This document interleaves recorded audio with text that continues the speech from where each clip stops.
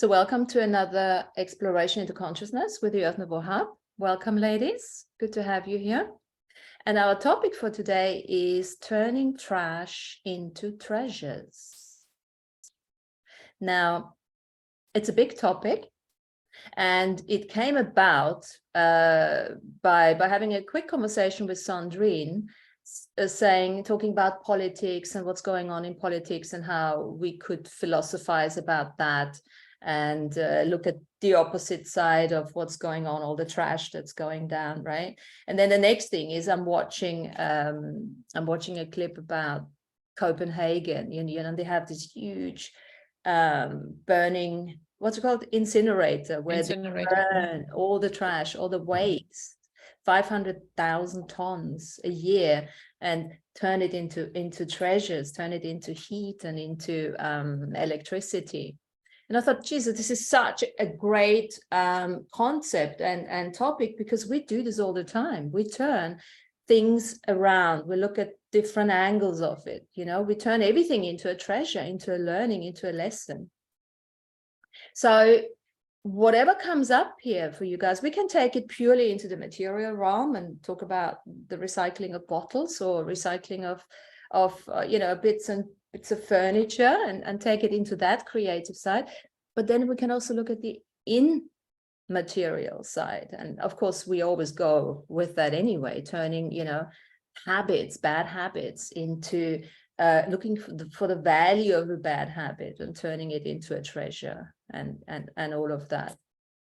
So this is our topic today. So where do we want to start? What questions do we want to ask? Have you guys had any ideas about this that came up for you on it? Well, there were a few things that came up for me, and my picture today is of some beautiful lantana growing from a crack in the sidewalk. And this is, to me, nature turning trash into treasure, right? Here's one little seed of a plant that got stuck in a crack in the sidewalk.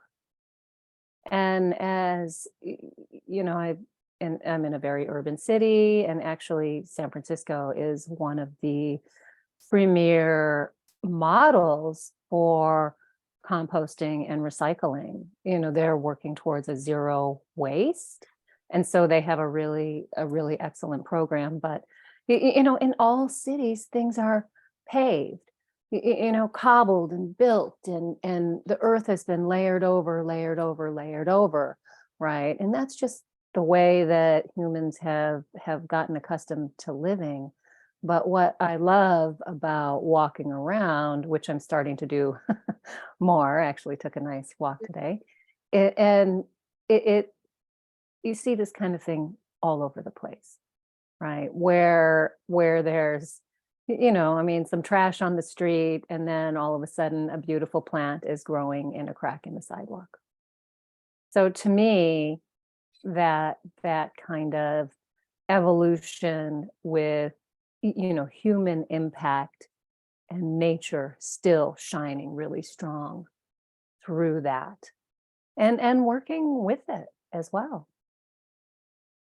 It's almost like nature reminding us, no matter where we are, to find our roots back to it, because we are a part of it. So, I like that, actually, because you could even see yourself as a flower in an urban environment, right? Because we might not be officially or seemingly rooted into the ground, but we are those flowers. We are those flowers but we never look at ourselves like a flower, right? That blooms despite everything else that is going on. Well, and the strength that we have to hold, right, to grow through that crack in the cement, right? Or even just to push up through the dark ground, that energy really, pushes through, can push through. It takes courage and perseverance and, strength. And we all have a lot more of those reserves, I think, than we give ourselves credit for. I think until now we haven't even scratched the surface. I think I'm so so certain that everything we've done until now is just preparation for what is yet to come. Because the capacities that we have are infinite. And the thing is, with the energies that are supporting us, it's now a possibility with everything that has changed on this planet. And the other thing is, you know, we are still having to acknowledge that it is an individual journey. Just like that flower, it's an individual choice of that flower. That flower is not looking around and say, hey, you know, where are you other flowers? Let's do this together. No. Is anyone else blooming around here? I don't know. I'll do that anyhow, no matter what's around me, just because that's who I am. And I think that is a huge treasure to realize that no matter what happens around us, it's our choice that allows that. I don't know if you get this in London, but when people are moving or just, I don't know, cleaning or getting something new, oftentimes they will throw their old stuff out on the street, like in front of their house. And there's a way that they can call Recology, who will come and pick it up and, I don't know, put it in the landfill or do something with it. But today, as I was walking, there was a house down the street from me that had put, I don't know, like a dresser and a bed frame and a couch. It clearly looked like someone was moving and just left what they didn't want to move on the street. And there were two guys on bicycles trying to pick up the dresser. So one guy had the frame of the dresser balanced on his bicycle. And, you know, this is like a 6 foot wide, you know, 2 side-by-side 3-drawer dresser. I don't know how he got it on his bicycle, but he's, you know, got it on his bicycle. And then his friend is grabbing the drawers and trying to get all the drawers on his bicycle. So, you know, clearly that was some person's trash that now these two guys on their bicycles, who may or may not have been homeless people, you know, clearly they scored a dresser to store their goods. So I always tell people, you know, if you're moving in the city around the first of the month, just drive around if you need furniture, because you're going to find some really good stuff that people are just discarding. Which I wouldn't then, you know, this is why I don't call that trash, because I did that many times also, because I have been moving many times, and sometimes there are things that are like, you know, you really like them still, but you don't want to throw them away. There's nobody who's going to give you any money for it, because, you know, nobody wants it. You cannot take it with you. You just put it out on the sidewalk, and it will be gone. You know, I had this thing where I was like, you know, really in 2 days' time, everything was gone. And I'm like, okay, pack rats, you know, okay, just take it. So it was not trash, you know, I was living with that stuff, but I didn't, because it was also thrifted stuff, you know, that I picked up. It was nobody who was going to pay me anything for it anyways, you know, so yeah, so in a sense. I'm an avid thrifter. I love it. If you ever come to my house, guys, pretty much everything I have is accumulated from car boots, from markets, from charity shops, from, you know, I just absolutely love it because it calls out to me, you know. But I do exactly the same. I just put, hi Jen, I just put it outside, and you would think, oh no, but no, people just pick it up, you know.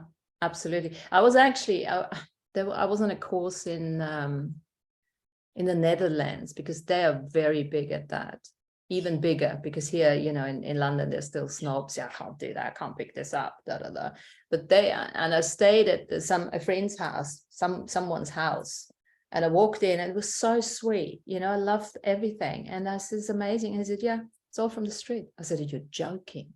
Even the fridge, even the fridge. Yeah, the fridge. It's a thing there, you know, whenever they move, as you guys were saying, they just put it out there, and that's how it works. I mean, I love that. That's recycling par excellence, as far as I'm concerned. Yeah, I Well, got I a do the handful same of thing. used hangers yesterday. Yeah. Well, at our okay, so not here in Cabo Verde, but in Luxembourg, when you go to the recycling center, in a sense where you can bring, your plastics or batteries and blah, blah, blah, they also have put in place in one of the rooms, like for takeaway, where you can put things that you don't need anymore, and then you just, or other people, you just come, and I have gotten so many things in there that my dad told me that I'm not allowed to go there anymore. Because I'm like, yeah, but look, it's like, And he said, no, you don't come with me. We don't go to a recycling center anymore. Finished. Yeah. But that used to be in Austria, definitely remember that. And even here in the UK, but even that has been stopped now. They're not allowing it anymore. You have to just throw it in and it breaks. You take whatever you have, and that somebody else would need it. You're not allowed to take anything away. It's all these fucking regulations and rules and everything, that and that is part of natural living, because I mean, think about it. People would have done that, right? I mean, it's starting with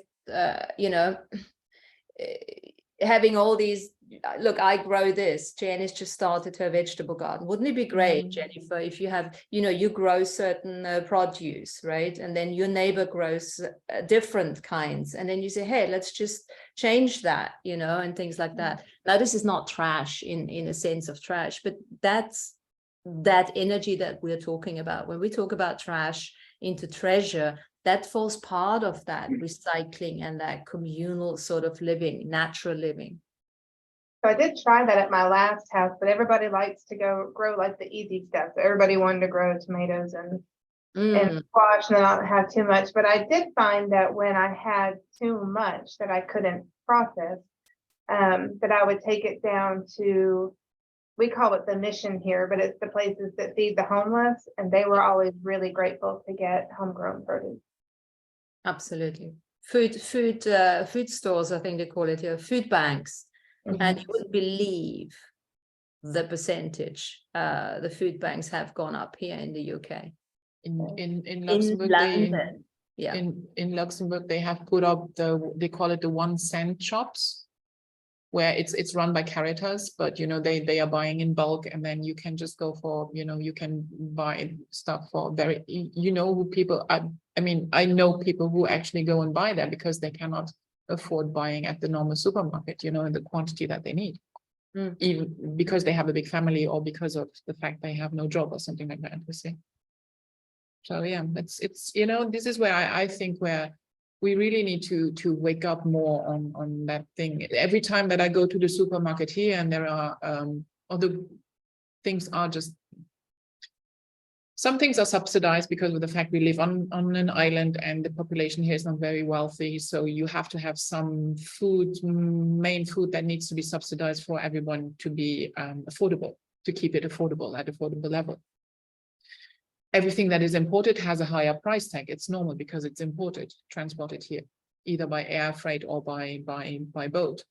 So in a sense, things are already more expensive. And then, but every time that there is somebody out there, one association or something asking for, can you buy rice and milk and, whatever to give to the people, I always do that, because I'm like, okay, I don't need it. I don't want to buy it, but I will, I will still, help them out because I know where it is going and where it is used. And I think this sense of reusing things and also food, this is something that should be done even in a more organized way. I know of people already also around my friends in Luxembourg that have tried to do the food banking in, within their village or within the street they are living, like they have a Facebook group or whatever, WhatsApp group, and they say, listen, I have, this and this in my pantry, it will expire. Do you need that? Do you need that? And then they have started this, but it needs, input. It needs people who are actually looking after that. And then some decency, in like not putting out the yogurt that expired a week ago, for instance, I mean, you can still eat it, but okay, no, I'm not. And you know what else does it take to get that together? Because there's something else. Because I know often when I go to the car boots and everything, you know, it's like in the beginning it's very interesting. You get to know people when you go and take them to a car boot or to a flea market or anything like that. The way they react, the way they, you know, find something or not, you know, there is a lot of, I almost want to say there is shame still attached to doing that kind of thing, to going to the food bank, because it's like, oh my God, I can't tell anyone that I don't have the money.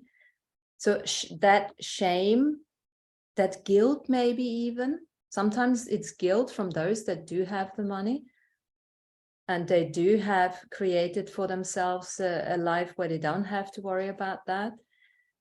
There's so much, and that's again, that's trash. That's trash. That's immaterial trash that we carry within ourselves. Those sort of associations that keep us from just looking at what is. I don't need this. Somebody else could need it. That's it. There is no emotional attachment to any of that. I can't give it, or I must give it, or none of that. So everything. Here, yeah.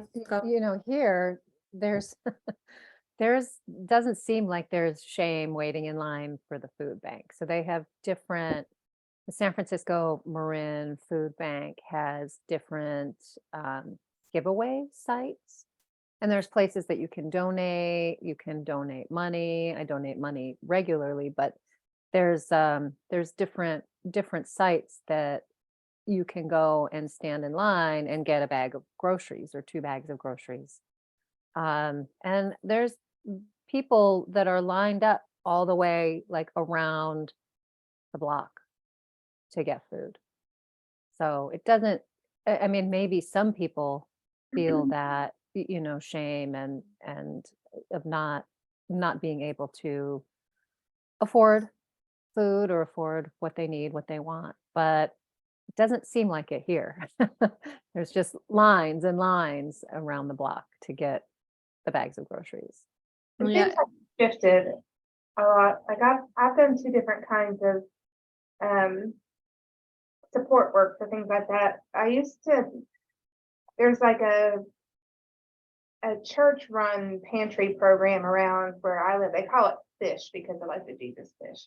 And it was affiliated through my parents' church that I got signed up for it. But like my parents' church would take the 3rd Friday of every month. And so they would man the phones at the fish office and people would call and they would say how many people they have in their house and we would deliver food to them. So they wouldn't have to come to the pantry. We brought it to them. And I don't remember any of those people really being ashamed or guilty.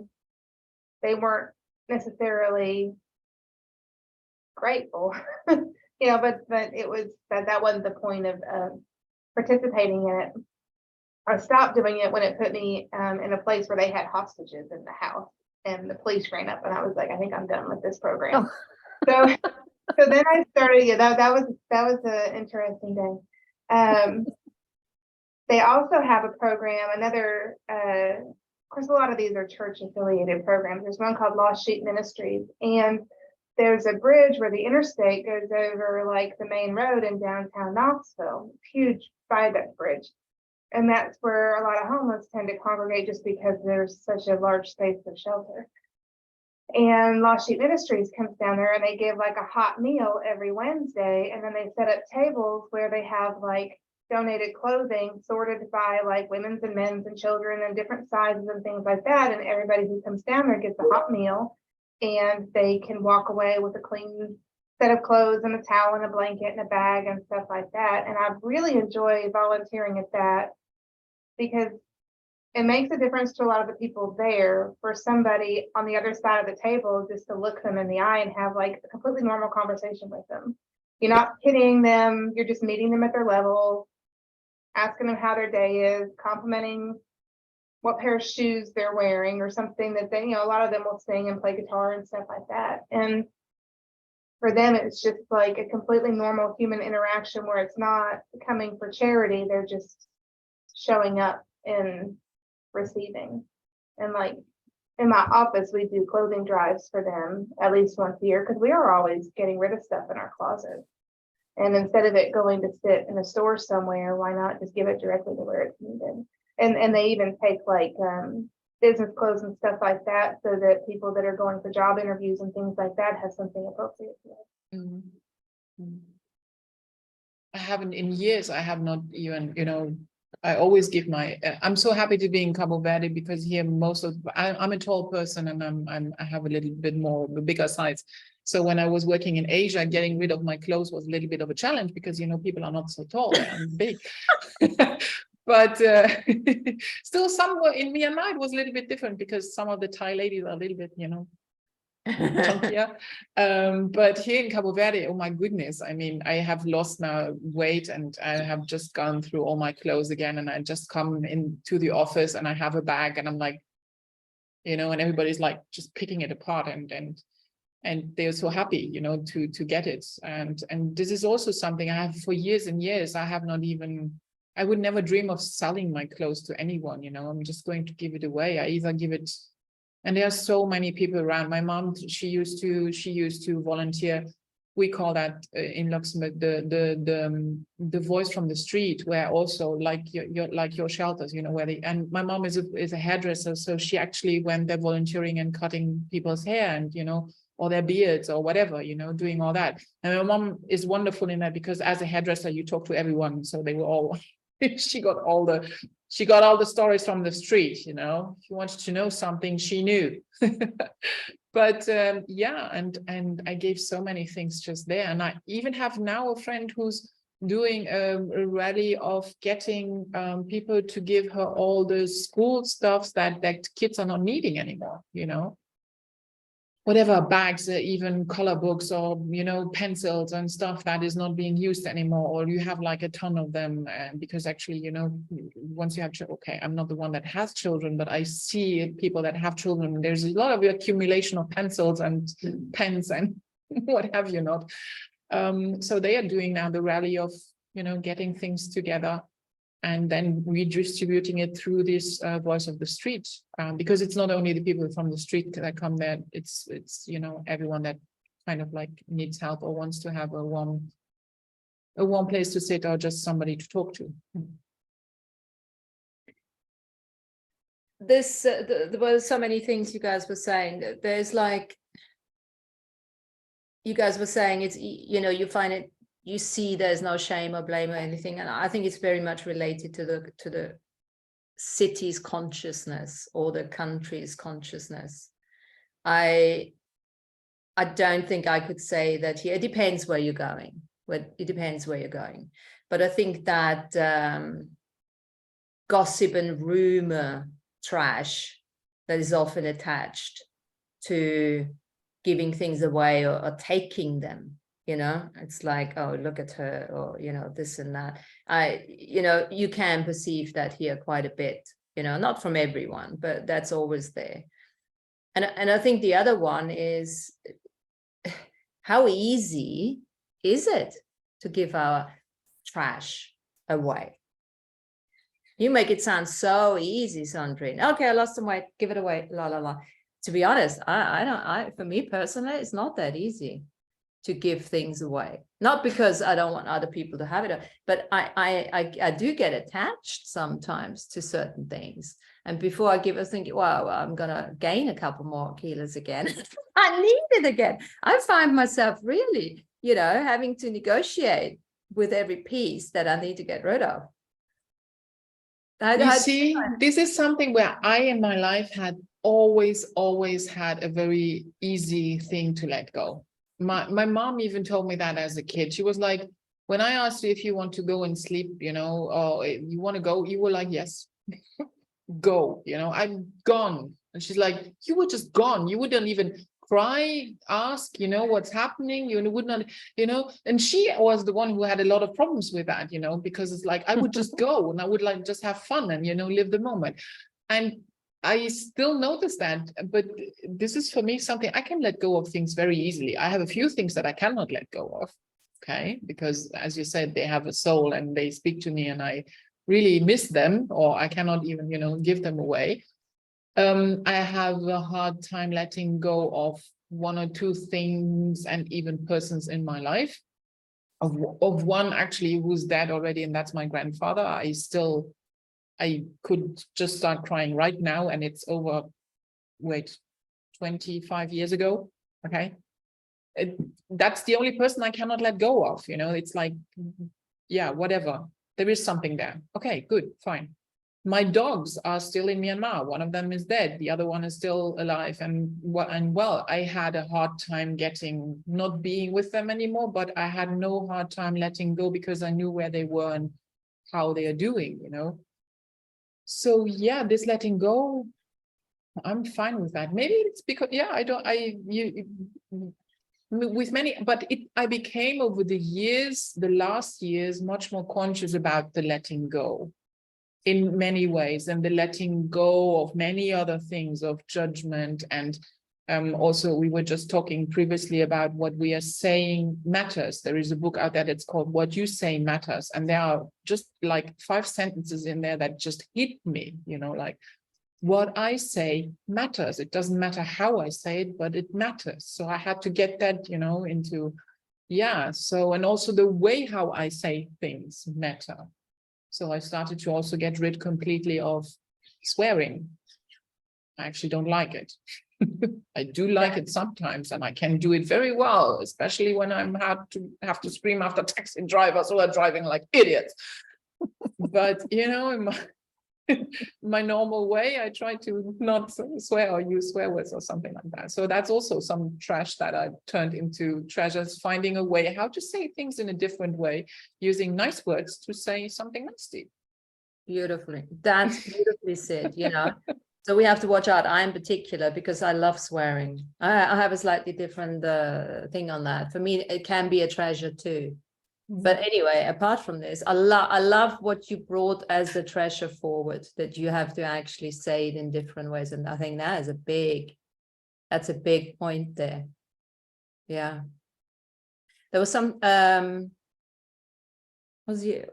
lost this now, what I was going to say. Okay, let's leave it at that. Oh yeah, no, let's go back to attachment, because attachment in itself that's trash. That's literally, we talk about trash in a very big, anything that is recyclable, and it's obviously not something that is, nasty or something, but attachment is actually not really helpful at all. And it's often misunderstood and misidentified. What would you say to that, Jody? Yeah? Yeah, with regards to attachment. My mom had passed away, and we needed to go through her stuff earlier this month. And we actually had to hire a professional organizer to just come in and, pull the plug, get it started, because she had no emotional attachment to any of the things. And so that helped us a lot. So then I hired her last weekend to help me start to purge because I'm going to be moving. And that was really helpful to have somebody that's like a third party that has no emotional attachment go through the things that you do have an attachment to and reason with you, like, what is the attachment? Why do you need to hold on to this? Do you think that letting it go is going to be beneficial? So it was helpful. I can imagine. That's a very good point to get an outsider in. Yeah. I used to work for a company called Closet World, who would go in and we would design. I was a designer, but I was also an organizer, and I helped people let go of things that they were ready to release. Yeah, because you walk into someone's room and they say, I want to, do a nice closet system in my closet. And you can't even walk into the room. So, like, yeah, okay, can we get to your closet, first of all? Like, what's all this stuff here? How are we going to organize? Yeah. Right. After my stepfather passed away, my mom is, she's not a hoarder in that sense. It's just that the house is just filled with stuff, And I told her, I said, you have to let go of things. You know, every time that I'm coming back home, you know, or your house, you have to show me what you have let go of. You have to show me what you cleaned out. And she's like, you know, I'm like, because you know what? The day that something is happening to you and you will not be able to be in this house anymore, or you're not amongst us anymore, I'm going to throw it all away. And she's like, I know that you can do that. I said, and I will. And she said, okay. So now she's slowly but surely, and every time she tells me, yeah, I started to clean out that drawer. I started to clean. Okay, he passed away over 10 years ago, but it's process. It's a working process, but it works.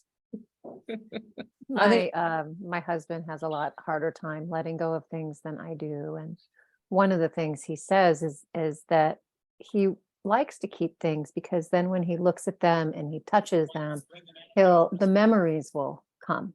Right. So like stuff he had from his dad or stuff he had from college, or, you know, he can look at something and it will bring back a whole bunch of memories that he doesn't have a very good memory, but he wouldn't necessarily remember or think of. So I think that's an interesting perspective. I'm like, oh, this box, you know, all of this stuff, what? So it is an interesting perspective, and it keeps us from creating new memories, because you know, those memory boxes are unfortunately, you know, those that are trashy in a way, because they are unhealed emotions that are captured and locked into those boxes. You know, I mean, the thing with me is I'd be a perfect closet organizer, because I'll take everything home and say, yeah, give it to me, I'll take it home. Which is, you know, the day that we both go on a car boot sale or thrift, it's going to be very difficult. No, I'm a master. I'm now very good what I'm finding. But there's another thing with attachment. You know what?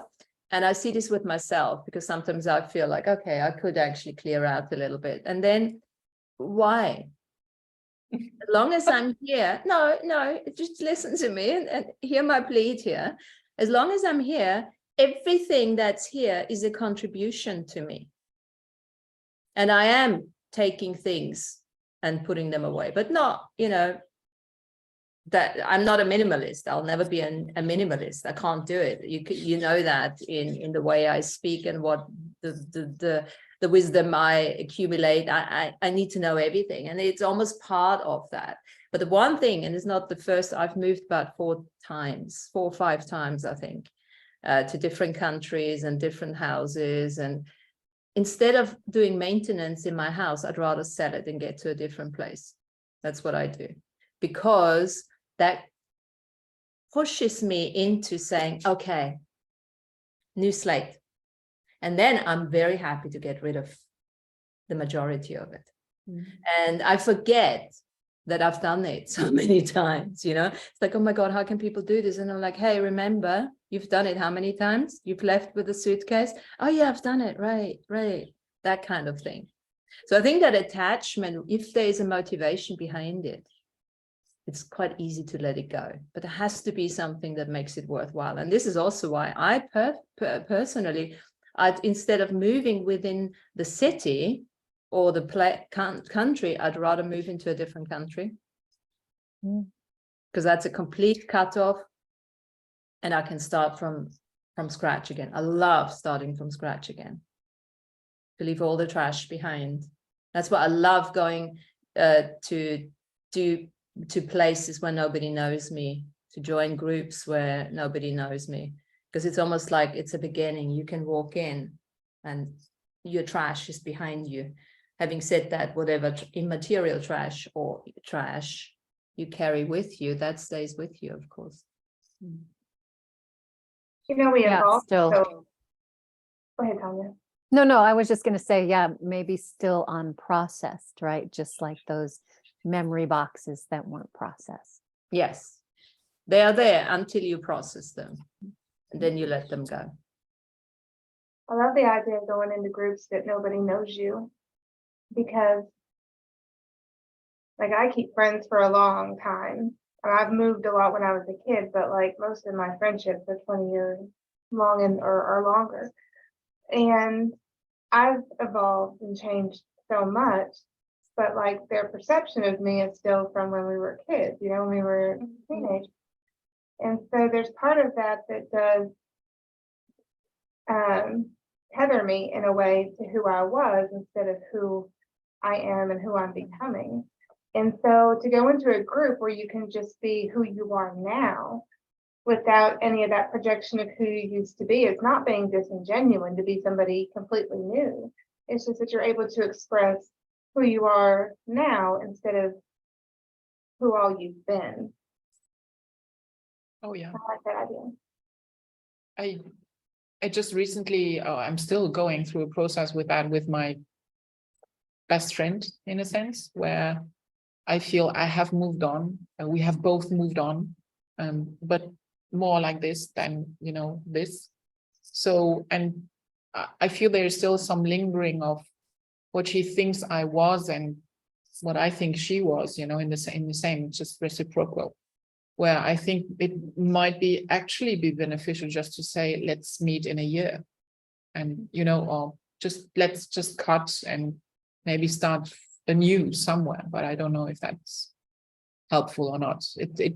I know exactly where you're coming from. I have the same, because of the fact that I have been moving around for my work so many times in so many places, that I have still a lot of friends back home in Luxembourg that still know me from either high school, you know, or just from one of the first you know, workplaces that I worked. But we have moved on. Okay, now Facebook exists, but there's as well, you know, some of these friends are trash friends, you know, that I really want to just, you know, I just take them off, because it's like, oh, I call them, do I even know you, you know? So yeah, I get that, and it's tough, which is why for me it's also being in a group like, yeah, I'm a newcomer to you guys, but this is so refreshing for me, because I meet people at this frequency that I'm, you know, that helps, you know, me a lot, because I'm there at the same level now with these people, you know, talking about that. I have the other group, the philosophy group, actually, which is also very interesting. It's also, I'm a newcomer in there, and it's where I'm at that moment on the thinking, you know, what is going on in my mind, or things that interest me for the moment. So yeah, that's absolutely helpful. So there's a couple of things that come up for me here. So first of all, you know, we've been doing this for 3 years. We said that early on. And I would like to acknowledge every single one of you guys here and who is going to listen to it afterwards. And, you know, within those 3 years, we have allowed ourselves to be who we are, and we have outcreated ourselves continuously, because everyone on this call is a self-healing master and working with sovereignty on a daily basis. We work, we live what we talk about. So we are not the same people, you know. Every day we are a different person. And this is what we call a separation of density. That's a term we picked up from Andrew Bartz's. That separation of density is where people that no longer match our vibration, frequency, and harmony, they will automatically fall away. And you will have had those, Sandrine, as well, those people that just disappear. Now, in case they don't disappear, because it should be just a natural vibrational match that no longer, you know, and you literally can't see them anymore. They don't phone you, they're no longer there. And then maybe a year later or two, all of a sudden they pop back up. I have a lot of those at the moment, you know. And then I have to ask myself, so why are certain people still in my life? And what I would say there is leadership matters. We are also leaders without hierarchy, without competition, but we are all leaders and teachers in this group. And this is why we are drawn, and this is why people are drawn to us that might not have necessarily the same interests that we have anymore, but they see you as the beacon of light. They see you, that they feel the frequency, that they are drawn to you like the fly to the light, because there's something for them to learn. And just acknowledging that you are the leader or the teacher, it puts it into a different sort of concept.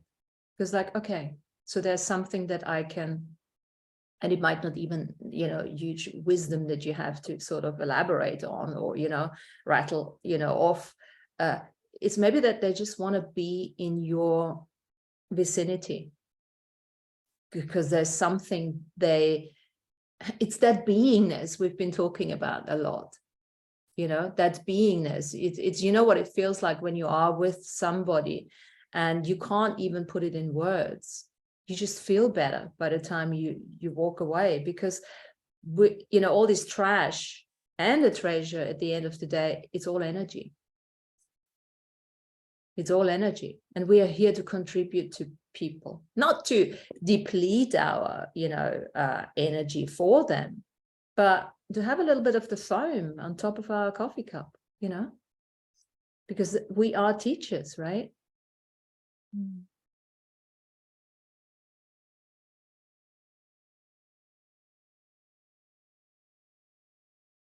What more treasures or what more trash? Well, okay, so let's look at it from a slightly different perspective. We're all going to the immaterial side anyway, because it's just, and okay, so this is why I like this topic as well, because we're not here to just talk about spirituality, about the inner work even. We also have to be more inclusive and look at the outer world. So we need to look at what's outside of this world and how can we take the outside and the inside and to bring it together, right? And sometimes whatever, if it's outside trash or inside trash, make it a treasure out of it. So this is the one thing I looked at. I mean, I'm not very good in watching news or anything like that, but I've just looked yesterday. I looked at the NATO summit, right? That's going on at the moment.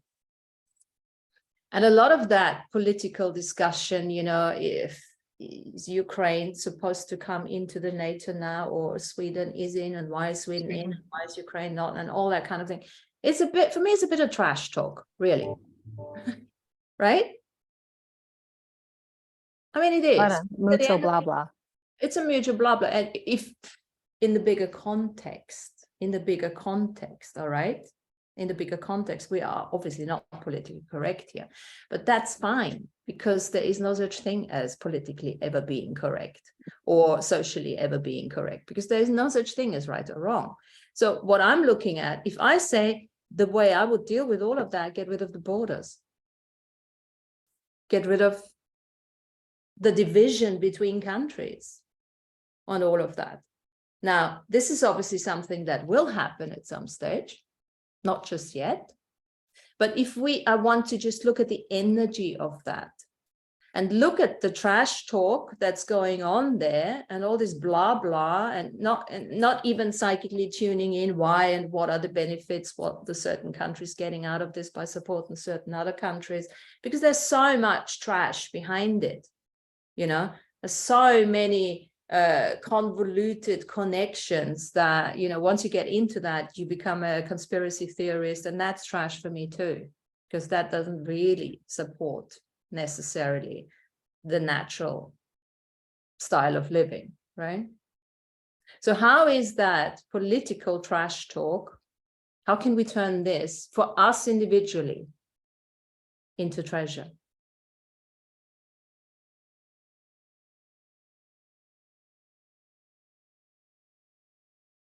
Take what you want it to look like and work on creating what it is now and creating in your bubble of reality how you want to see it become.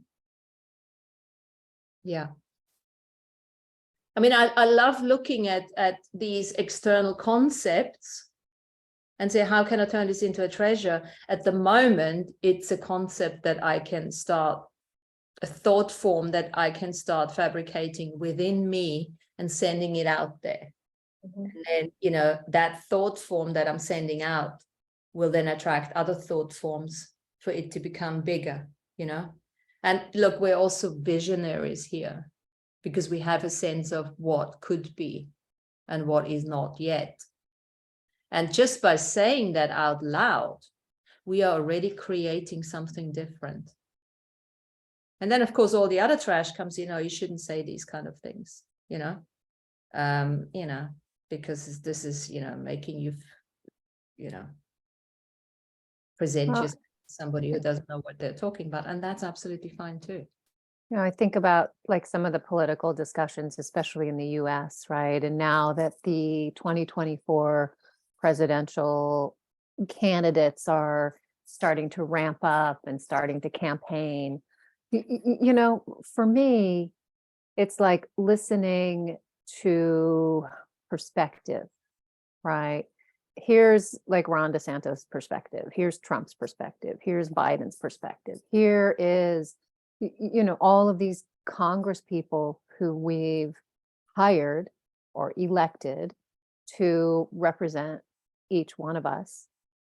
And, for me, I like what Jen was saying about really, seeing what I want, right? And then casting it forward into my bubble of reality, but also seeing that what a lot of these folks are talking about, they're not necessarily listening to their constituents. They're not listening to the people. And the people maybe don't even know what they want. They're not, thinking philosophically, about, hey, really, how is my city and how is, my state going to function under these new like laws and regulations? So I don't know, it just seems like to encourage people to participate, right, in life more, right? Instead of just walking blindly or running blindly on the hamster wheel, which, what is the percentage of people on earth who are doing that, right? Just running on their hamster wheel, right? Not really looking at what's going on around them.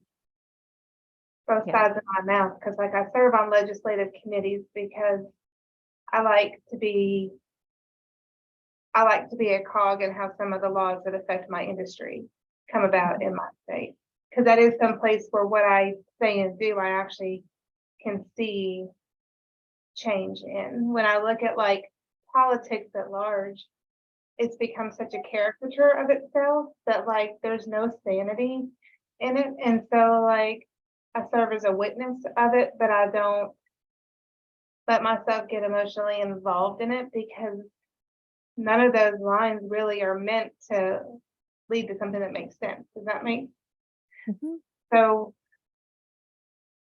for things like politics and trash problems around me and things like that, like the way that I've been working with that more often is I bring it down to its simplest form, and then I think, okay, how can I use that? What can I do with this that would benefit me or somebody like in my zone of influence in some form or fashion? And that's how I try to approach that. And then I would layer that with like the last couple of weeks, what's come back to me is that I've kind of hardened my shell again, and now I'm having to soften back into things. And so anything that kind of made me, I'm not exactly one to be triggered very often, but if I get in resistance to something, then that's a key indicator to me that I have to soften into it and open back up to whatever it is. It doesn't mean I have to take it on, but just to be soft with it so that I can flow with it instead of trying to control it. That's a perfect application of the mirror example. The mirror exercise. You see whatever you see outside yourself. You take the trash, you turn it into treasure, and then you apply it to your personal life. And that's the individual journey. So that's beautifully said. And to the resistance.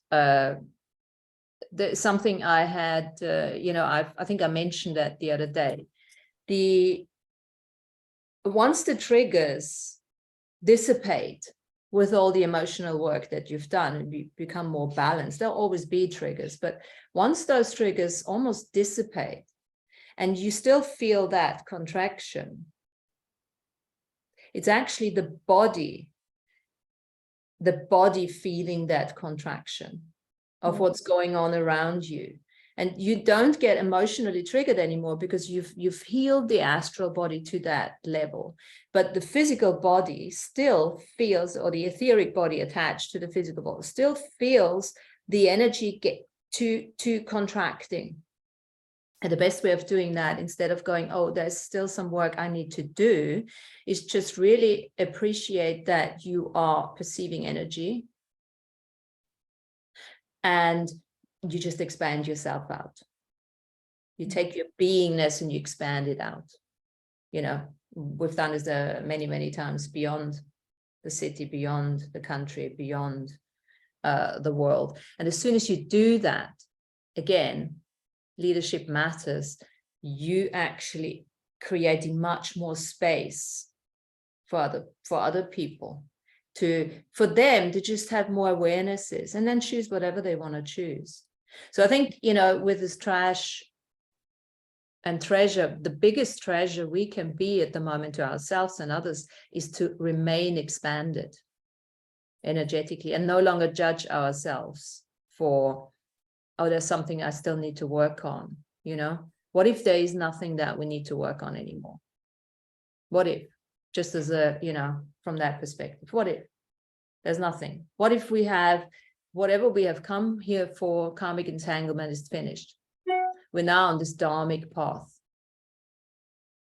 That really invites everyone to take responsibility for becoming an energy master. So from the self-healing master, coming into energy master, how to deal with energy that goes beyond words, that goes beyond emotions. Sandrine, what have you got on the political thing that you might want to throw in or not? Just putting you on the spot here. Well, you see, I live there in the perpetual between the two seats, literally, in the sense that that is coming from my work, especially. I work in the development, bilateral development aid, meaning government to government. So from my government side, we are working with this government here to develop this country. And that means that also you have, and we are doing that on a level, on a very high level, we are literally also helping them to rephrase and redefine the regulatory framework on many things. So the legal frameworks. So actually I'm working in the sense of constructing a new, you know, developing a country where political influence is very high, and also things that comes from expertise and work that we are doing, moving things forward, which I don't have in my own country. Although I'm working for my country, but we are working in a different country. So here it comes this dilemma already in. For instance, I have recently, and without going into too much detail, we have recently pre-feasibility study. And yesterday there was a meetup on where we stand with that. And I saw the results. And then I was thinking, like, if I would be the mayor of that municipality and they would be presenting that to me, I would be like, no way.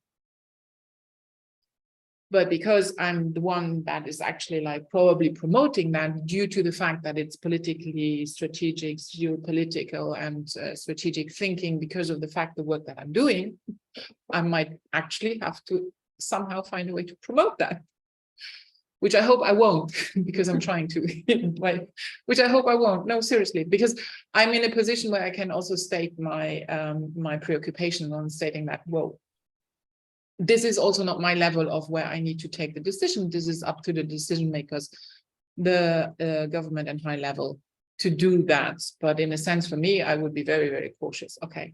So you see, so this is where I'm sitting also. And that was what Jody also at the beginning was going into, like, you know, where I the living in this my current personal reality, and then my professional reality, which is, you know, in the corporate world, which is a completely different one. So I constantly have to find a way also to voice my new thinking, my openness, my stuff within that corporate world, which might not even want to hear that at all, because it's too far out there, you see.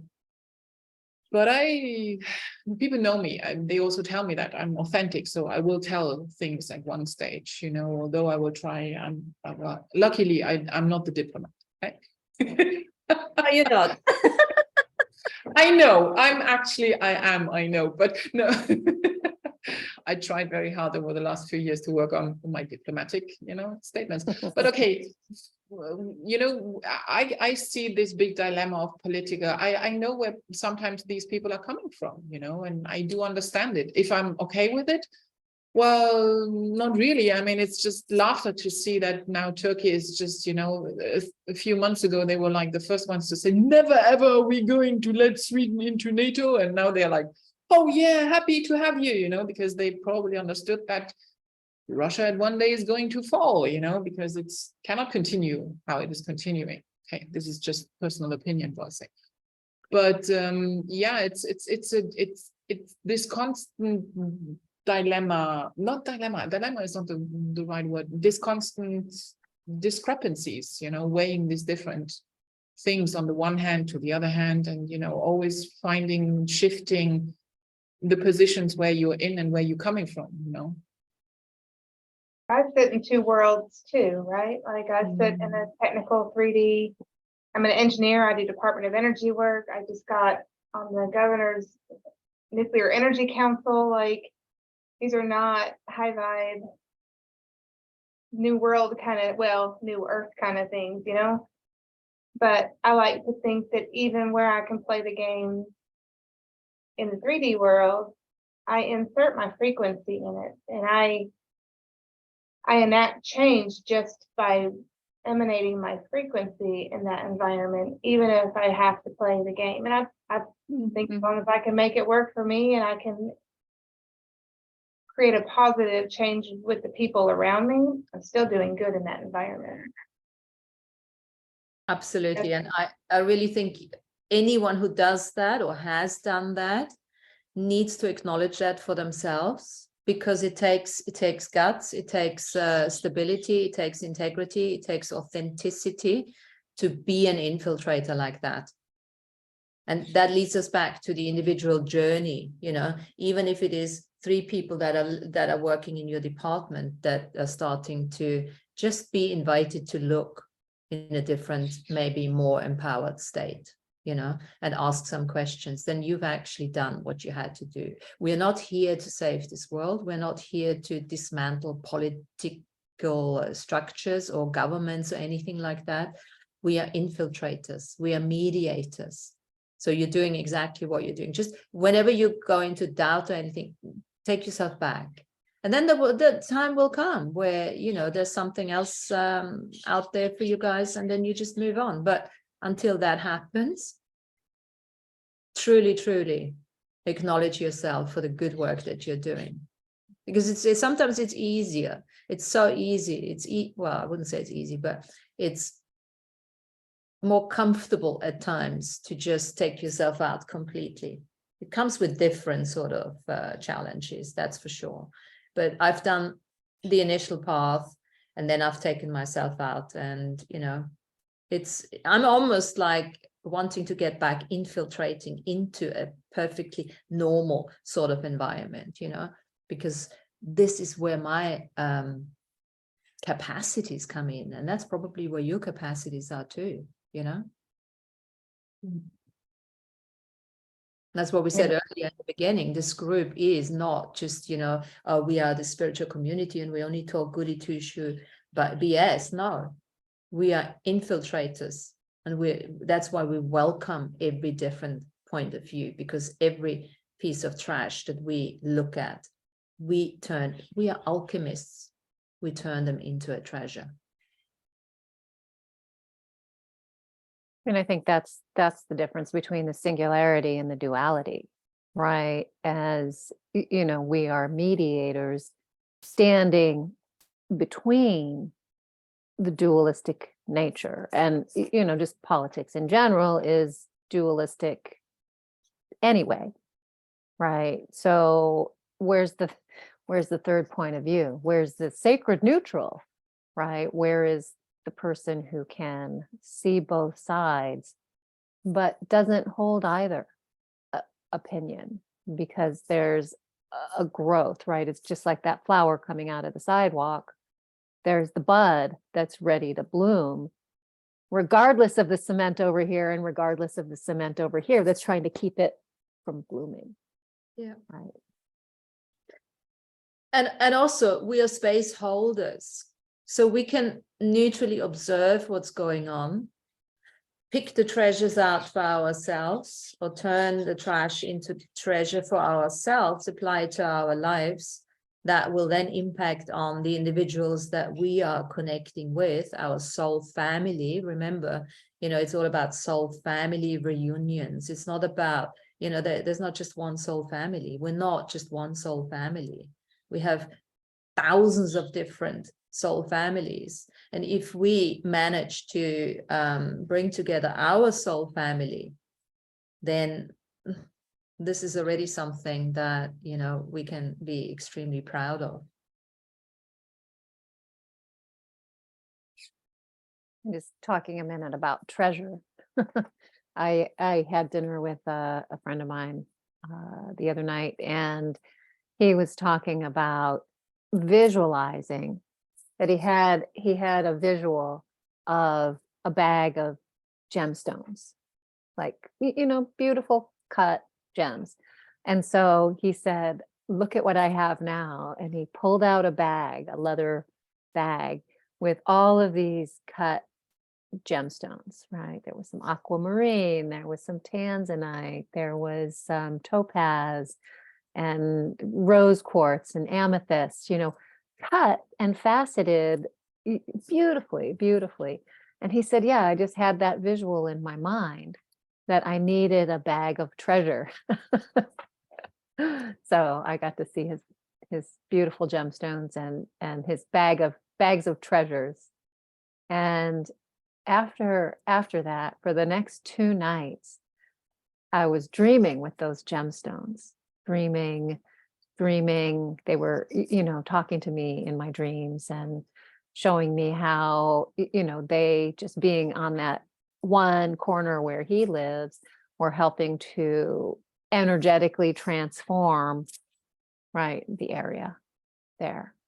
Amazing. So I don't know, those little treasures are still popping up energetically for me.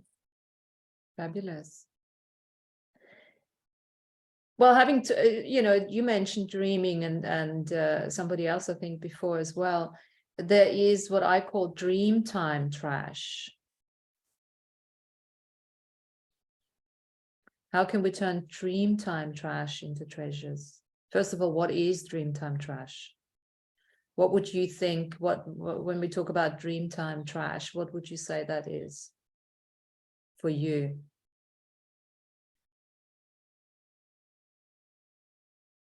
So I'll kick it off with, for me, it would be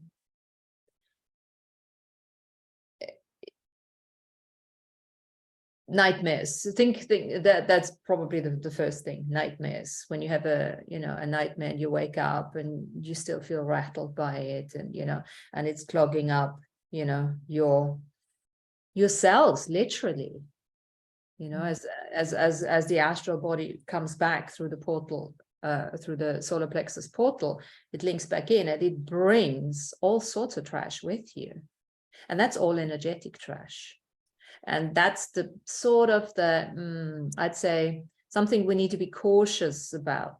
The next level of our contemplation really is, once you are feeling sort of grounded and happy in this dual polarized living, then you got to look at, okay, so what am I doing in the singularity when I go into all these dreamtime societies and dreamtime worlds? What do I do there? How can I sort of, I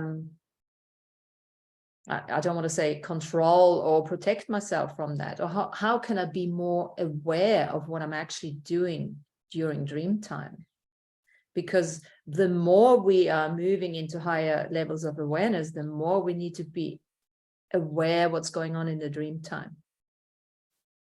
And sort of almost before we go to sleep, almost guide that process consciously. And that, because that is the whole work of the self-healing. The self-healing is to bring the astral body and the etheric body and the physical body into balance so that we can start trusting. Because the astral body just leaves. Sorry, Sandrine. The astral body just leaves when we fall asleep, right? So we need to be able to trust the astral body, not to bring back all this dreamtime trash. Well, as I said in my book, it's like, I was once told that, my astral body, my dreaming body, that's what we call dreaming body in our jargon here, goes to all these different dreamtime societies, to relationships that I've had that have gone awry, and heal those people there. So you can look at yourself and whatever you have done here that wasn't really working in your favor, you have done in dreamtime as well. And yes, you've healed it here, which means you've also started to heal it during dreamtime, but there's still stuff that we're doing in dreamtime that is trashy.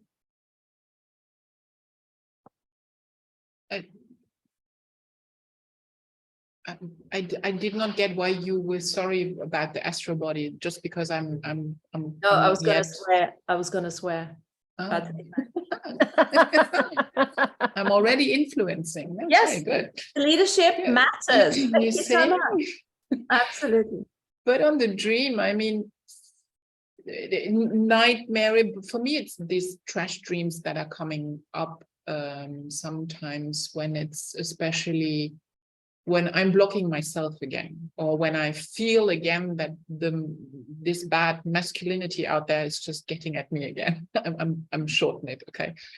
But recently, and that has to deal also with what Martina had put into influenced me, is that before I go to bed now, I say a little prayer, a little ditty saying that all the good souls, please come and join me, to help me and either have a nice story or, get to know more wisdom. And all the nasty souls out there, I invite you just to look at the stars or look at the blue light on the swimming pool outside or stuff like that, so that they still can have a good time, but, just stay out. And I have to say that over the last 2 weeks that I've been doing that, I have been dreaming so much that I'm like, whoa, okay. There was no dreams, that there was no revelations. It was mostly in my dreams, what I do is I play Indiana Jones. Okay? I'm the adventurer. So, okay. I'm on an adventure. I'm always on an adventure. I'm always in a labyrinth. I'm always searching for things. I'm always looking for stuff. I'm always, it's like, okay, I'm that. So yeah, it's been fun. Fabulous. So yeah, I wonder where that goes. I will just continue, I mean, maybe at one stage I will just lose it or not think about it anymore, and it will just happen. So it's very interesting. I like it. Fabulous, fabulous. Well, that's turning the dreamtime trash into treasures by purely acknowledging what's going on, right? And no longer tacitly consenting to it. So, well, this is not what I want to create anymore, taking responsibility for the dream time. Fabulous. And you are an Indiana Jones. So also in the awake time. And let me Where's ask my some. Herminia, yeah? Go for it. Hello, how everyone? Hi, Armenia. My sound, I don't know if my sound that is not good. Do you hear me okay? We hear you. Yeah. Oh, okay. Now, I was thinking that because when Martina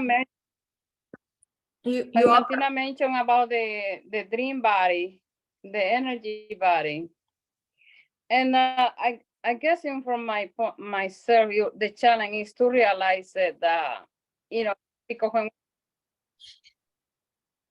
Hello? Yeah, you're breaking up a little bit. Mhm.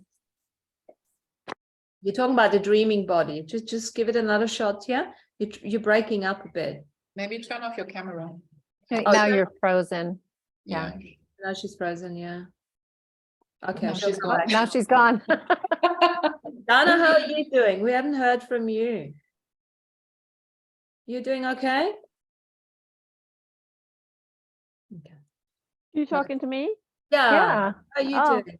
I'm You've got doing some all right. trashy talk for us. I'm just listening to you guys talk trash. We would like to hear from you as well. It's a whole lot of trash. Oh God, fantastic.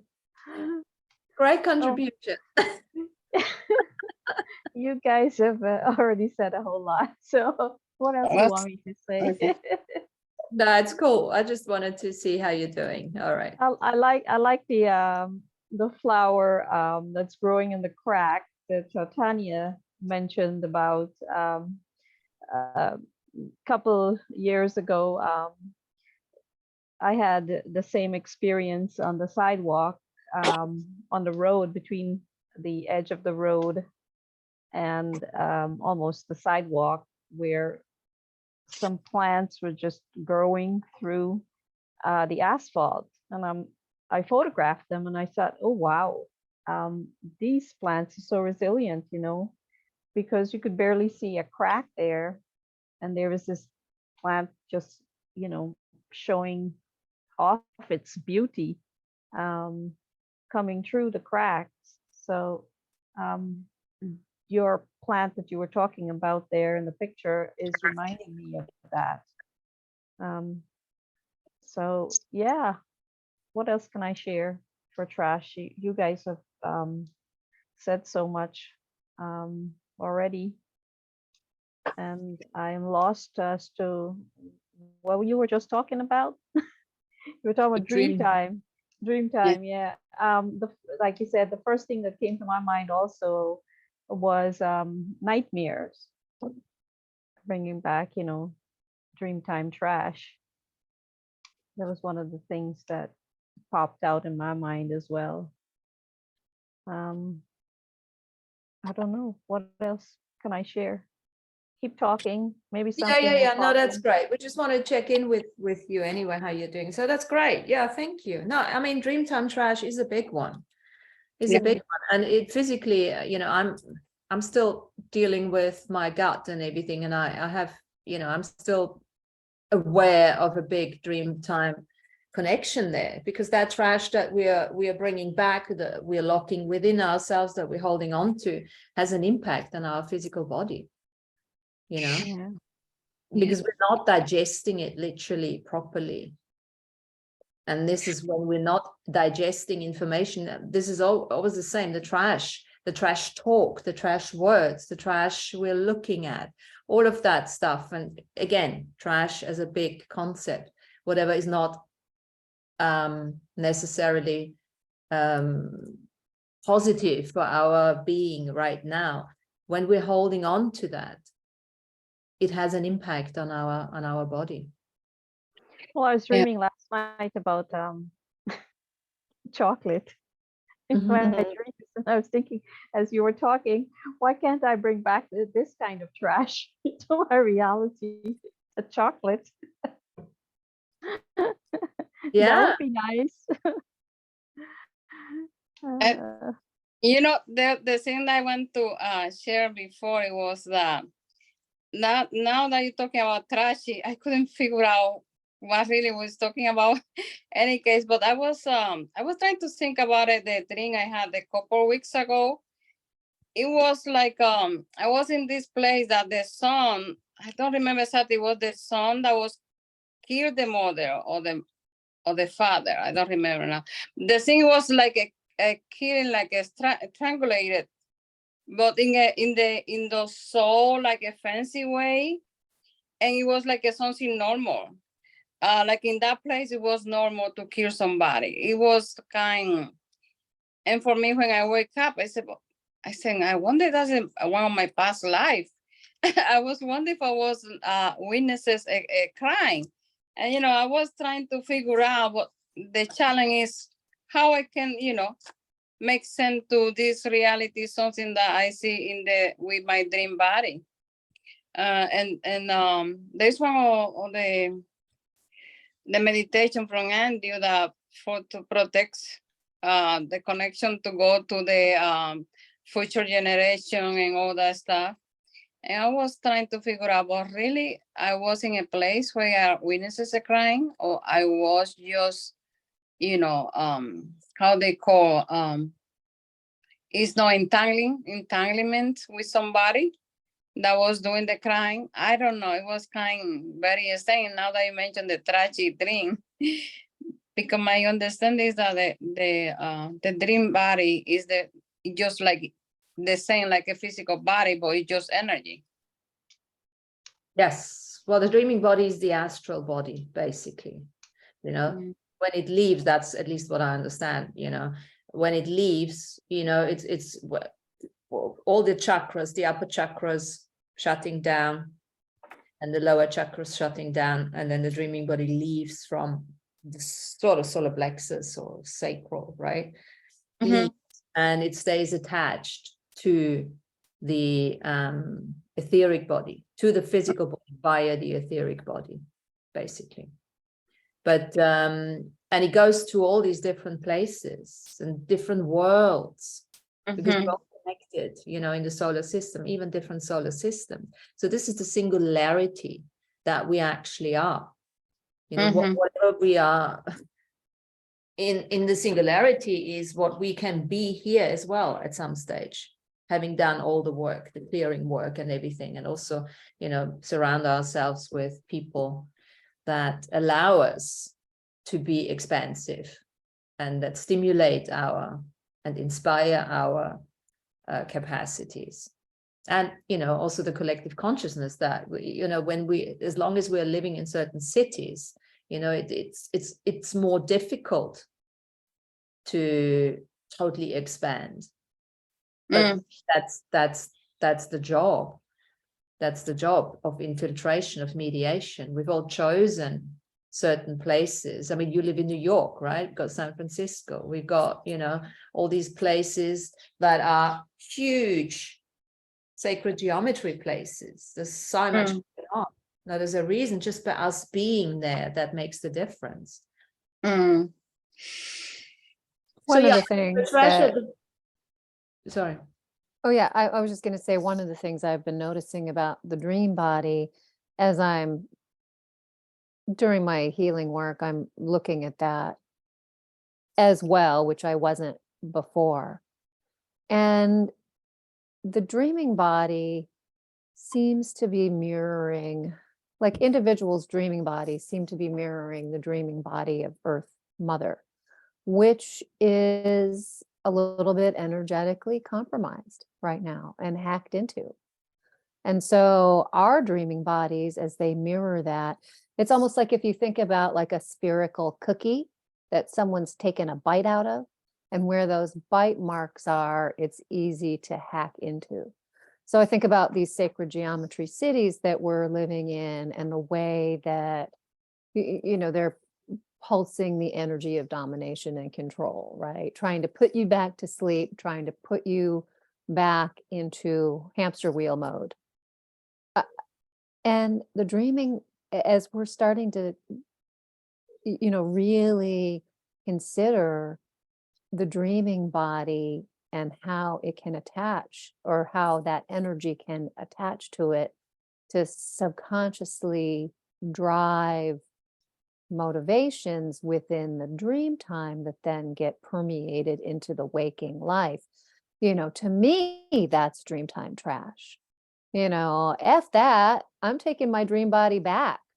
I'm pushing that bite in the cookie out, and creating that bubble of light within my dreaming body and helping other people do that as well. So there's not outside energy attachments. Like my dream time is between me and my Rishi Oversoul self and Mother Earth. you know, I don't need to have, you know, politicians hacking into my dream time, you know, or anyone for that matter, right? Be they energy masters or former healers or teachers, you know, who are up in my energy space, right? So there's, I'm gaining a wider awareness of my capability to take that energy back, right? And transform all of that trash that's attached into it, right, back into my treasure, right? Which is my, you know, my soul and the messages coming through. It's also, we can, let me just say this one thing. I mean, it's also, we can, you know, sort of consider the astral body as our soul. So there's a connection there. So the soul can freewheelie in dream time, you know, it's completely free. But having said all that, the soul itself, you know, also has not just the physical, obviously, incarnation through us, through the vehicle here, but it also has its own life on the astral plane. And then, you know, there's not just the astral plane that we are starting to get more familiar with. There are layers and layers and layers of astral planes. And this is also, you know, we are obviously focused more on the people with bodies, but also all the energies that are in a different form, different level of consciousness. The goodies and baddies out there, you know. It's not just, and this is actually something, you know, there's so much damage that can be done if we roam the astral realms without having any awareness of what's going on. And we're all learning about that, you know.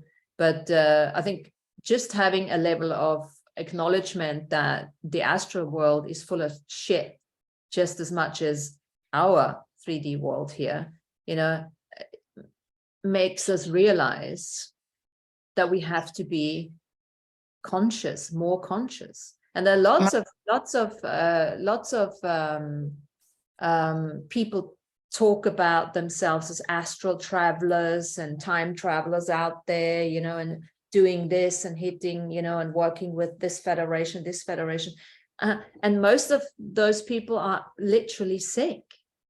They've got a lot of physical problems going on and also emotional problems going on because they're working in a realm which they obviously vibrationally sort of a match to, but they have no cleanliness. They have no energy cleanliness around that, and hurting themselves more than, you know, just being a 3D person for now, get the healing that is required and then go back out there, but do it in a more structured way, do it in a more, in a safer way. Hamid, sorry, you wanted to say. It's fine. It's I was just mentioning about Tanya that when she's talking about the awareness for protection, and then you mentioned that it's almost we can say trash over there when we have to cross through our dreaming time.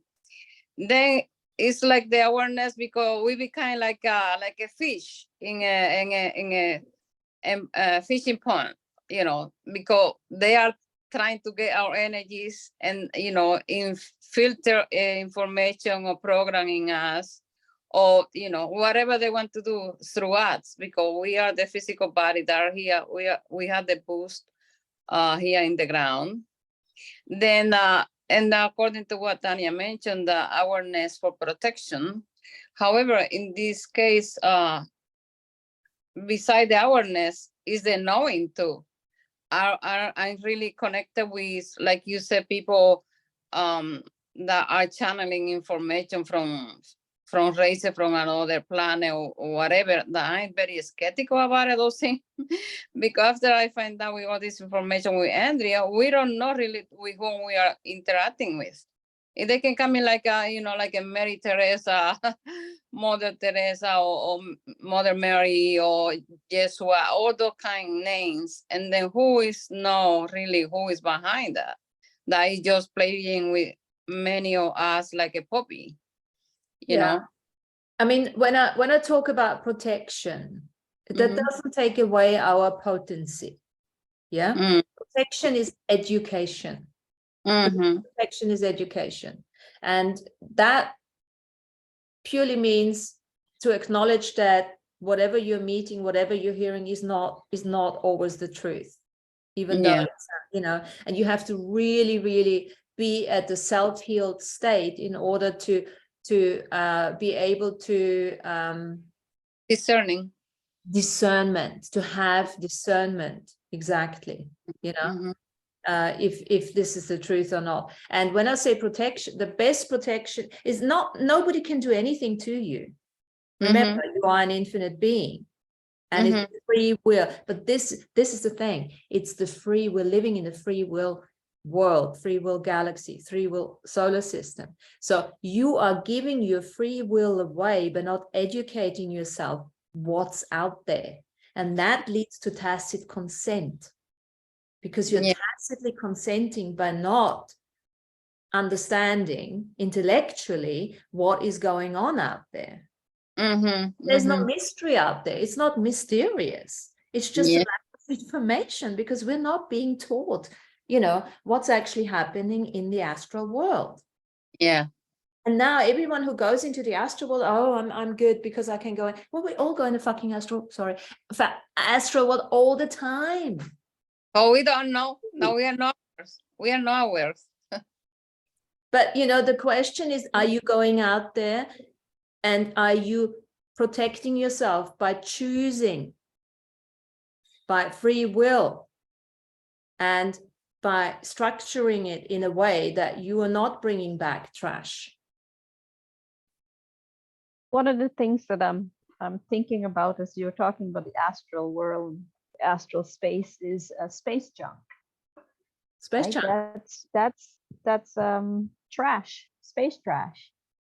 Now, how can we take space trash or space junk and turn it into some form of treasure? Is a good question, right? Because that's something to really think about, because it's floating in space and it's, there's no gravity pulling it in any direction. You can't capture them unless you got some kind of spaceship that can actually go out and track the beam, maybe like they do in Star Trek, and grab onto the space junk. There's a lot of space junk out there. I love it. Yeah. A lot of space junk. And it starts with our own soul shards that are trashy. Every single one of us has trashy soul shards. They give us the finger, they hurt us, they compete with us because they haven't been healed yet. And that's the next level, Martina, that sounds like we are in a battlefield. Yeah, well, it is a battlefield. It is. But then, it's no longer war. It's more like, karmic resolution into dharmic. Right. Yeah. And lots of people don't look at that, because we always look at the outside. We externalize our hurt and competing and trashy soul shots. Entertainment. So when that's always that, this is back into the inner journey then, to find those trashy ones and say, okay, guys, what are we going to do? Do you need some healing? I mean, let's do an exercise right now. Trash into treasure. Shall we do it? Can I mention something before you move on? Well, in your article, you mentioned things like gossip, rumors, bad habits, prejudice, discrimination, senseless conspiracy. These are all trashy things, really, and these are some of the things that we need to grow out of, and find our own treasures. Stop the gossiping, for example. That's a big thing. A lot of people gossip without even realizing they're even doing it.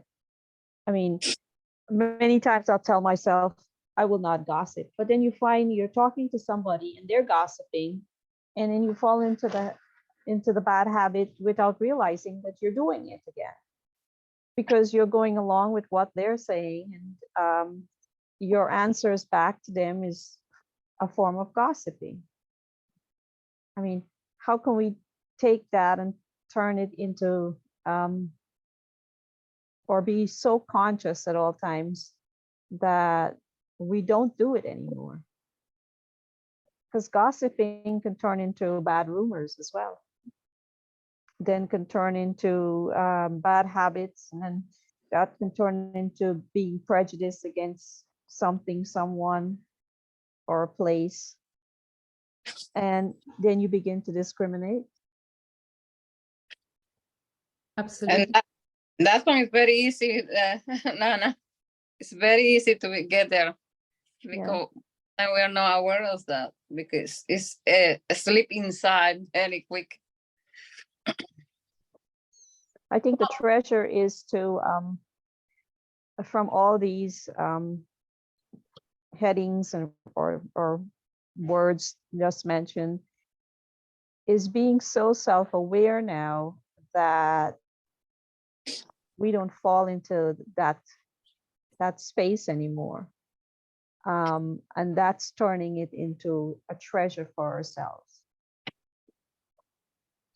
Coming away from that, not falling into that trap anymore of discriminating, gossiping, creating rumors that are untrue, hurting others in that manner, because our words can hurt other people whether they realize it or they don't realize it, because you're projecting that out there and you're calling names as you're gossiping, right?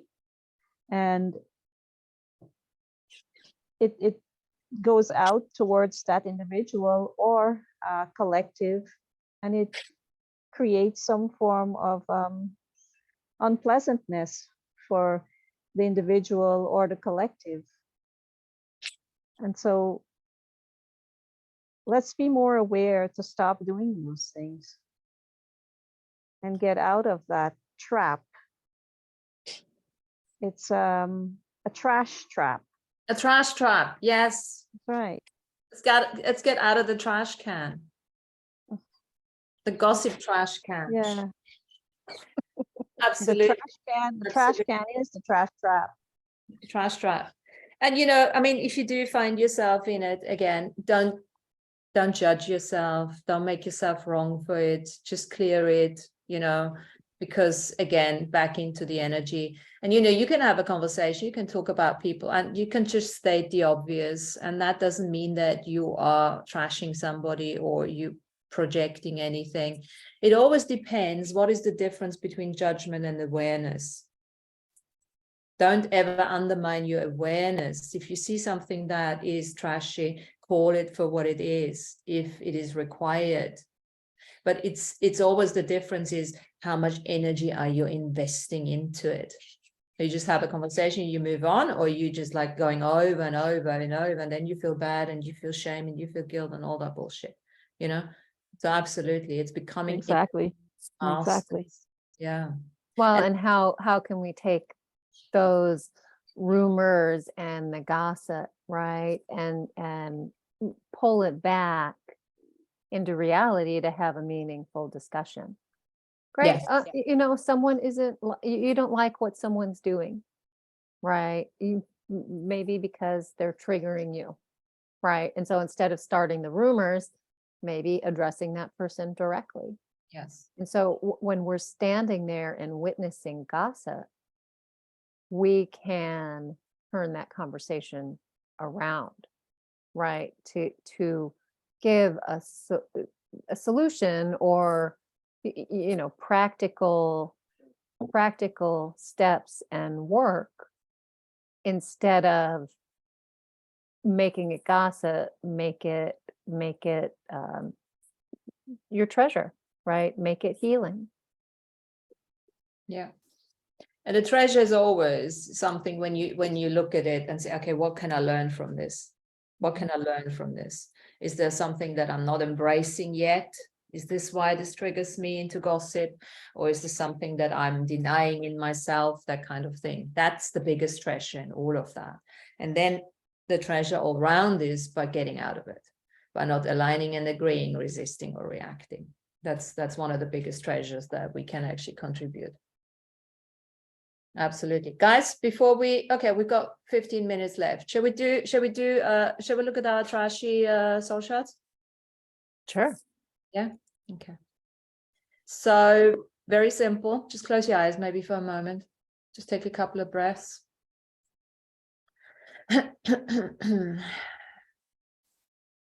Make sure you're nicely in your bodies. Take your tongue onto the roof of your mouth, because we hold a lot of tension in our jaws.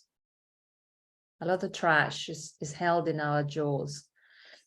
There's also where we do the teeth grinding and everything. So take the tongue, roof of the mouth. You can even try that. If you're a teeth grinder or you think you are, try to go to sleep with your roof on top of your mouth. Separate the teeth and just really relax a little bit there. Okay. And I will just take a little vacuum cleaner here. Mobile one. And we're just gonna vacuum off all the outside dust particles that clog up our pores. Just vacuum yourself down, back, front, left, right. There might be places in your body where you might have to keep it for a little bit more. Then allow all the cells to release whatever needs releasing, all toxicity, any tension, any trash. You don't have to be aware of the trash. Don't worry about it. And it might be symbols, it might be colors, it might be letters, it might be anything or nothing that you can perceive going into that vacuum cleaner.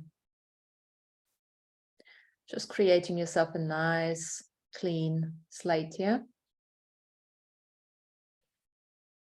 And then from that place of cleanliness, we're just going to ask now all the trashy soul shards, parts, and avatars to step forward from our hubs of interconnectivity that are still sort of impacting on our well-being and our happiness and our clarity. So let them all step forward. And some of them are coming very close, so we don't want them too close. So you just ask them to step up in a line in front of you. They're obviously a bit, not wanting to do what you're saying, because most of them are slightly rebellious. So just ask them to get into line. And then just get a little count going. How many of those are there? And just make a note of that number that's coming up for you.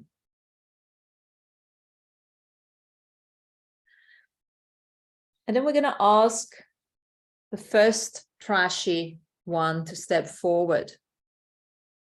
And we're going to ask them a question. Well, in fact, let's ask the whole community of trashies. Ask the question, if any of those knows that they are trashy and knows that they actually no longer have a body. And as we ask that question, you will find that quite a few that are a bit bewildered hearing that. And then we give them permission to move on, to leave this reality, to leave this galaxy, to leave the solar system, and to never come back to this body, this reality again. Just ask them to leave, and you will find that the majority of them is already gone. And now we're going to speak to those that may want you to deliver a message to somebody, no matter how trashy that message is. Ask those to step forward. And to just ask them what kind of message they have, and maybe who they want to have that message delivered.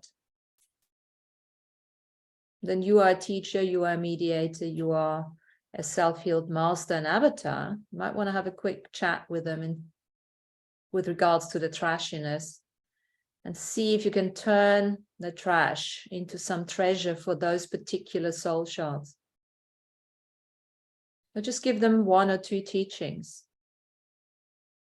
Give them a possibility that they haven't considered. Let them have an awareness that will allow them to turn their trash into some treasure.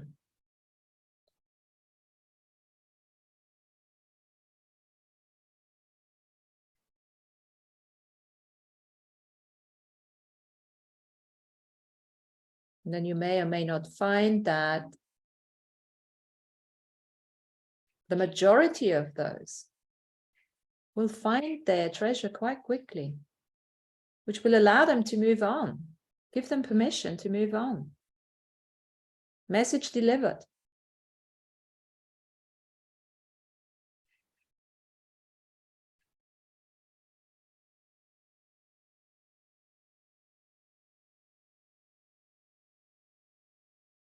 And then let's look at whoever is left here. And some of those that are still left, they just want to hang about you.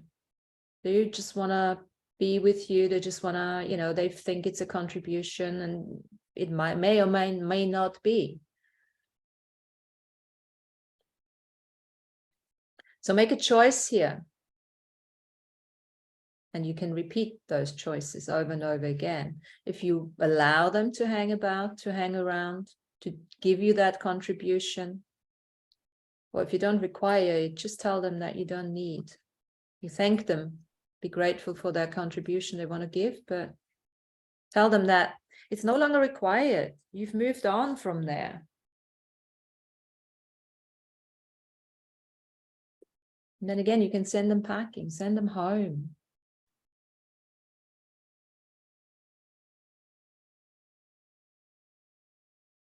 And the majority, again, will leave. So you may have, I don't know, 1, 2, 3, couple left.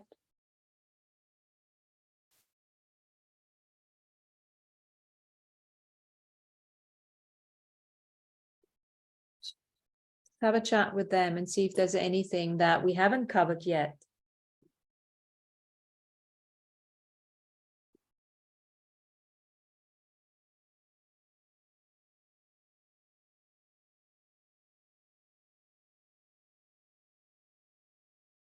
And again, we don't necessarily have to get rid of all of them just now, but just be aware that they're still there. If there's a value for them to hang about, which they don't want to share at this moment, they might share it with you in a dream or at another time, at another day.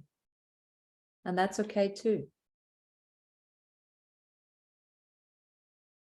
And I want you to perceive your body. Do you feel that you got more space in your body or less space in your body?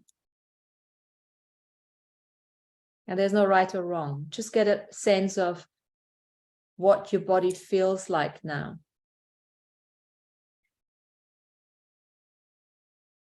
And then just open your eyes and be present in the room again. Be present in the Zoom. And tell us how this worked for you.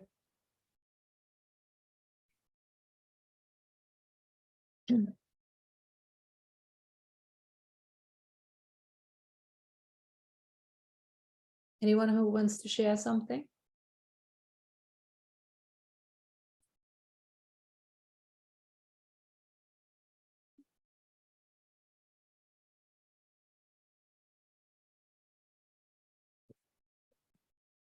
There was one part of me that was hanging on very, very strongly to a book. And I couldn't tell whether it was like a law book or the Bible or, you know, another religious text, but that part was very judgmental. And I was saying, I don't need that. You know, you don't need to hang on to that anymore, right? If you want to hang on to that, you can, you know, move out of my energetic space. And she did move out. So we'll see how that made my body feel, you know, a little more spacious. More spacious, yeah. Mhm. Cool. Anyone else?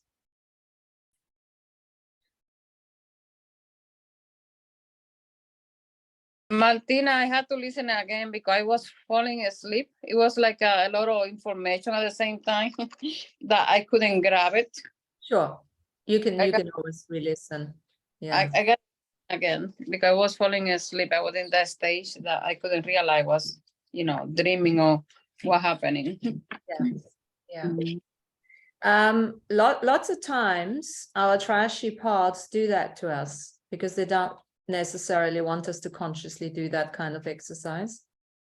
That doesn't mean that, you know, you wouldn't take it on or in, but it's always nice to do it a couple of times so that you can actually have sort of a conscious awareness of what you're doing without them kicking you out of the Yeah. body. Yeah. That's a trashy sort of we don't need that. We don't Yeah. need out of the body, you know. If we want to get out the body, we'll do it ourselves without being kicked out by one of our trashy shops. We don't need that. Exactly. Oh, anyone just could you perceive the difference in feeling? Well, I feel my body more light. Lighter? Yeah, more lighter. Yeah. Mhm. But I couldn't figure out what was happening. That's I'm thinking that I gotta go back and do an echo. Yeah. But you're energetically very good, so you just released it like that, you know. Cool. Thank you. Thank you. Welcome. Anyone else? Okay. All right. That's a very simple exercise. You can do it anytime when you feel, and it doesn't have to be trashy. You can get the angry ones out. You can get, you know, and even if you don't get anything, you know, visualize anything, but you feel. Now the difference is between if you feel lighter, that's cool anyway. If you feel more in your body, that's basically just saying that those trashy ones have kept you out, you know. You feel more integrated in your body. If you feel, what was the other thing I said? Feel more in or light, I can't remember now what that. Or heavier. Or heavier, yeah, more in the body. You probably feel a bit heavier even when you're more in the body because more of your soul essence has allowed itself to come in without being, you know, incoherently sort of kicked out. You mean that is the sensation feel in the body lighter is mean that it's not completely inside the physical body? No. It's just, you know, everybody perceives it differently. That's why there's no right and wrong. You just got to know for yourself. If you feel lighter, you feel lighter. Well, that's perfectly fine, you know, because this is where we're going anyway, you know. It's just depending on if you're never in the body and all of a sudden, you know, the soul can come in a bit more because all the whatever tried to keep it out. Because sometimes, you see, this is the thing. Sometimes the soul thinks it's the body. Oh, yeah. Not the body. You know, but these are the programs. These are the programs that are running us. Yeah. You know. So when we pick up the programs, because lots of those shards are programs.